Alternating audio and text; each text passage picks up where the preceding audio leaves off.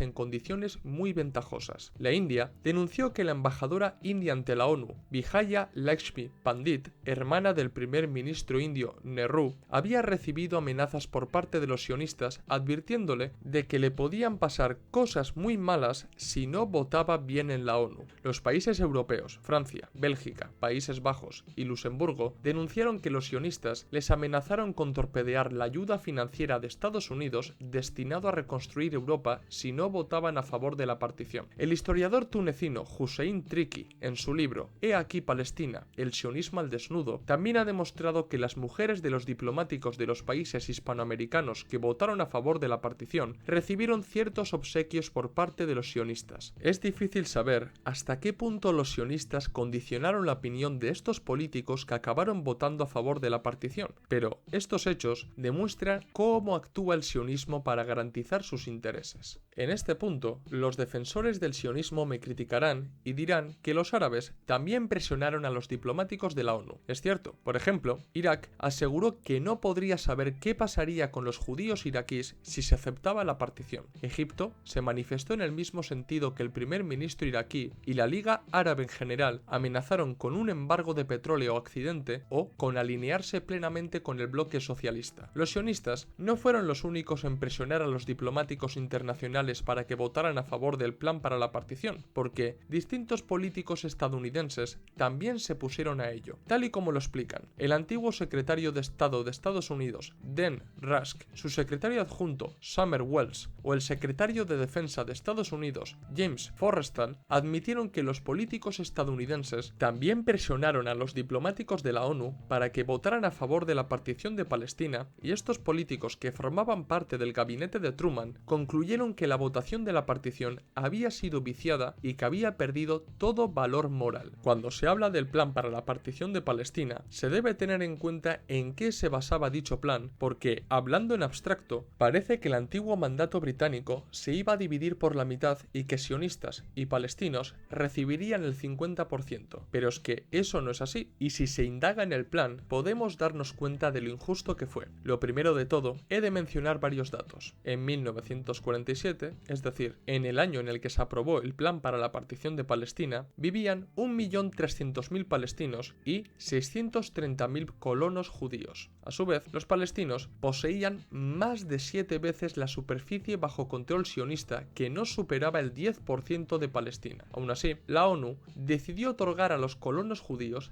el 56% de la superficie terrestre total del antiguo mandato británico de Palestina. La partición era sumamente injusta para los palestinos porque, aparte de ser mayoría y tener bajo su propiedad la mayoría de las tierras palestinas, la ONU decidió otorgar más tierras a los colonos judíos. También tengo que subrayar que el plan para la partición de Palestina se hizo sin consultar a los propios palestinos y vulnerando uno de los principios fundacionales de la ONU, que era el derecho de las naciones a la autodeterminación. Por todo esto, el plan para la partición era injusto. ¿Cuáles fueron las reacciones entre sionistas y palestinos al plan de partición de Palestina? La Dirección General Sionista, compuesta por sionistas centristas y laboristas, se mostró a favor porque les otorgaba el Estado judío que tanto ansiaban. Sin embargo, los sionistas revisionistas se opusieron al plan de partición por dos razones. 1. La aceptación del plan suponía el abandono del objetivo de crear el Estado judío a ambos lados del río Jordán. 2. La partición no iba a ser una solución pacífica, sino que, más bien, su materialización encolerizaría a los árabes y provocaría una nueva guerra. Y ahora vamos a lo más importante. ¿Fue legal la partición de Palestina? Lo primero que debéis saber es que la partición supuso la violación del deber que la Sociedad de Naciones impuso al Reino Unido con el mandato y que quedó recogido en el artículo número 22 del documento de esta sociedad. Según este artículo, los británicos recibirían la tutela de Palestina para ayudarles a desarrollar la nación y asistirles en la misión de constituir un futuro Estado palestino. Después, en el primer capítulo de la Carta Fundacional de la ONU, queda recogida el derecho a la autodeterminación y la descolonización de las naciones, y el plan para la partición iba en contra de este principio fundacional, por lo que la ONU, de las primeras cosas que hizo fue incumplir su propia Carta Fundacional. Sin embargo, al analizar las opiniones de distintos juristas que han estudiado el plan de partición, podemos entender el error que supuso esta decisión de la ONU. Debo dejar muy claro que la ONU no es un gobierno mundial ni una unión política federal, sino una organización mutualista facultativa en la que los estados participan con plena voluntad y soberanía, pero sin ceder esta soberanía a la ONU. Los países miembros de la ONU acatan unas reglas de juego para evitar una tercera guerra mundial, que es el motivo por la que nació la ONU. En cuanto a la Asamblea General de la ONU, que fue la que debatió y votó a favor de la partición, he de decir que esta institución es una institución de discusión, deliberación y orientación que no tiene potestad para aprobar decisiones de obligado cumplimiento. En el caso de Palestina, la Asamblea General sobrepasó sus funciones con el plan de partición, esperando que los palestinos acataran y aceptaran la creación de un Estado judío en su patria. Gattan, abogado de derecho internacional y que estudió el caso de la partición de Palestina, comentó lo siguiente en su libro La partición de Palestina desde el punto de vista jurídico. La primera causa de nulidad de la resolución reside en la incompetencia de la Asamblea General de la ONU para decretar o para recomendar, si se quiere, la partición de Palestina. La ONU es una organización de estados que ha sido formada para ciertos fines definidos en su carta. En ningún momento esta organización ha tenido derecho de soberanía u otro derecho cualquiera sobre el territorio de Palestina. Dicha organización no tenía, pues, calidad alguna para decidir la partición de Palestina o para asignar una parte de este país a una minoría religiosa a fin de crear allí un estado, o para atentar contra los derechos políticos de los habitantes autóctonos, o para ceder a extranjeros derechos territoriales o políticos distintos e independientes de la mayoría de la población. No solamente la ONU no tenía ninguna soberanía sobre Palestina, sino que no tenía ni siquiera un derecho de administración sobre el país. La ONU, actuando como un ente colonialista y creyéndose propietaria de Palestina, se dio el lujo de decidir el futuro de Palestina por encima de los verdaderos soberanos de Palestina, que eran y son los palestinos. Además, la ONU actuó negligentemente porque, buscando la paz, provocó todo lo contrario: la guerra civil del mandato británico de Palestina y la primera guerra árabe-israelí. También debo mencionar que la postura internacional respecto a la partición no fue siempre la misma, ya que, a medida que se desarrollaban los hechos en Palestina, algunos países como Estados Unidos o la propia ONU no tardaron en darse cuenta de lo que se avecinaba: la guerra. Tras el voto favorable a la partición, la ONU creó la Comisión de la ONU para Palestina para velar por la correcta materialización de la partición. Con la creciente escalada de violencia entre colonos judíos y palestinos, esta comisión redactó informes advirtiendo de las distintas operaciones de limpieza étnica que estaba llevando a cabo la agencia judía y de que la retirada de los británicos supondría una verdadera guerra entre el Estado de Israel y la Liga Árabe. En cuanto a Estados Unidos, el presidente Truman reconsideró la cuestión de la partición y propuso que Palestina quedara bajo control de la ONU y que los británicos no retiraran sus tropas del terreno. Es más, Truman sugirió a su embajador de la ONU ONU que propusiera un fideicomiso internacional de 5 años para Palestina, para que la ONU meditara mejor qué hacer con la cuestión palestina. ¿Se llevó a cabo la propuesta de Truman? No. Cuando los sionistas se hicieron eco de las intenciones de Truman, no tardaron en movilizar a todos los agentes del sionismo internacional para amenazarlo. Tened en cuenta que en 1948 se celebraban elecciones en Estados Unidos y que Truman se presentaba para retener su cargo. En este sentido, los sionistas estadounidenses amenazaron a Truman con retirarle el apoyo y la financiación de su candidatura si cambiaba de postura respecto a la partición. Estas amenazas afectaron a Truman, que se retractó y volvió a apoyar a los sionistas. En concreto, Truman dijo lo siguiente: "Lo siento, señores, debo responder a la petición de centenares de miles de hombres que aspiran al triunfo del sionismo. No hay, en ninguna parte, centenares de miles de árabes en mis circunscripciones electorales". También he de mencionar que la ONU envió a Palestina al conde Bernadotte, reconocido en todo el mundo por haber rescatado a 31.000 judíos de los campos de concentración nazis durante la Segunda Guerra Mundial. En teoría, Bernadotte tenía la confianza de los judíos y fue enviado por la ONU a Palestina para mediar en el conflicto que había comenzado entre el mundo árabe e Israel tras la creación del Estado de Israel en mayo de 1948. Bernadotte hizo todo lo posible para mediar en el conflicto y hallar una solución. Bernadotte propuso dos planes. En el primer plan, propuso la creación de un Estado unificado que incluyera también Jordania, que tras la Primera Guerra Mundial fue separado a propósito por los británicos para contentar a los árabes con la creación de un emirato. Este plan no prosperó y, en el segundo, se acercó un poco más a la propuesta de la ONU, aunque con algunos matices. Estos son algunos de los puntos más destacables: paz inmediata en la región, reconocimiento de Israel y fijación para siempre de sus fronteras, regreso de los palestinos expulsados de sus hogares, cesión del desierto del Negev a los árabes y de Galilea a los judíos. Haifa se convertiría en un puerto libre y Lot en un aeropuerto libre. El trabajo de Bernadotte no gustó a la organización paramilitar sionista revisionista Lehi, que acabó asesinando al mediador de la ONU, demostrando que nadie iba a detener el proceso de limpieza étnica. Por cierto, el asesinato de Bernadotte contó con la aprobación de Isaac Shamir, que se convertiría en el primer ministro de Israel en los años 80. Finalmente, los dirigentes del recién creado Estado de Israel llevaron a cabo la limpieza étnica de Palestina y acabaron haciéndose con casi el 80% del antiguo mandato, tal y como Ben Gurión había propuesto a los enviados de la ONU. Concretamente, Israel se hizo con toda Palestina, exceptuando Gaza, que pasó a manos egipcias, y Cisjordania, que quedó bajo control jordano. A su vez, los colonos se convirtieron en mayoría dentro de Israel y los palestinos que se quedaron dentro del Estado de Israel perdieron su condición de palestinos y pasaron a llamarse árabes israelíes, siendo sometidos a un régimen militar impuesto por los israelíes usando las viejas leyes de emergencia británicas.